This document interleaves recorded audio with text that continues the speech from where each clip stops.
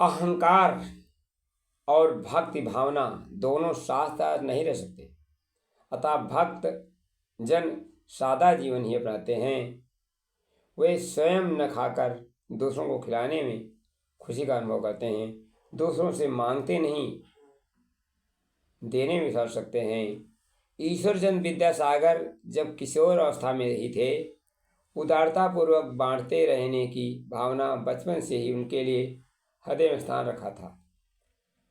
पर उसे पोषण मिली वात्सल्य माँ से। वे एक दिन एक साथी को लेकर आए। माँ से कहा, माँ ये फीस के पैसे न होने के कारण परीक्षा नहीं दे पा रहे हैं, क्या हम इनकी कुछ मदद कर सकते हैं? माँ ने तुरंत अपना मंगलसूत्र निकाल कर दे दिया और उसे गिरवी रखकर फीस की व्यवस्था की गई।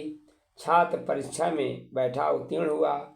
गिरवी रखा हुआ मंगलसूत्र लाकर उसने ईश्वरचंद के माँ के चरणों में रखा। ममता भरी माँ डांट लगाते हुए बोली, बेटा इसका नाम ही मंगलसूत्र है, इसलिए मंगल प्रयोजन में काम आया। तू इसे रखकर बेचकर आगे पढ़ाई की व्यवस्था कर।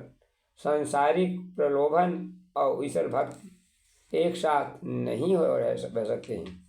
इसलिए हे मित्रों, संकीर्ण स्वार्थपरता पर जब मानव का अंकुश लगता है, मानव का अंकुश लगता है, तब कर्मयोगी बन उदार परमार्थ परायण बनता है, परमार्थ परायण बनता है। जो प्रभु को ही सब कुछ दे दे, उस भक्त वही कहलाते हैं, बस भक्त वही कहलाते हैं।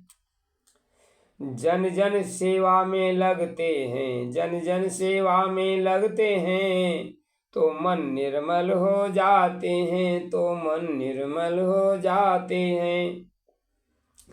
ऐसे अनुदानी भक्तों पर, ऐसे अनुदानी भक्तों पर प्रभु के अनुदान बरसते हैं, प्रभु के अनुदान बरसते हैं।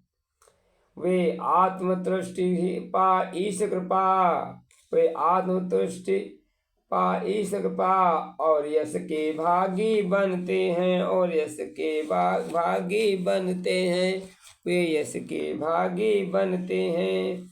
हे मित्रों, तभी हम आगे बढ़ सकते हैं जब अपनी स्वार्थ भावना छोड़ें और आगे बढ़ सकते हैं। मित्रों, हमारे गुरु जी का ये संदेश है, क्योंकि नैवेद्य रोली और चावल से प्रभु को जो भी बहलाते हैं, प्रभु को जो भी बहलाते हैं, मन में श्रद्धा विश्वास नहीं, वे ढोंगी ही कहलाते, वे ढोंगी ही कहलाते हैं।